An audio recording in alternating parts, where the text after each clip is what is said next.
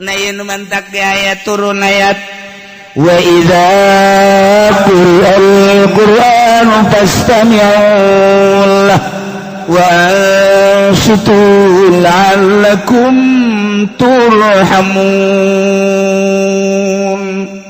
Wallahu a'lamu bimuradi. ayat ieu tadi turunkeun dina ngalarang ngomong, ngalarang ngobrol, ngalarang berbicara fil khutbah dina waktu khutbah.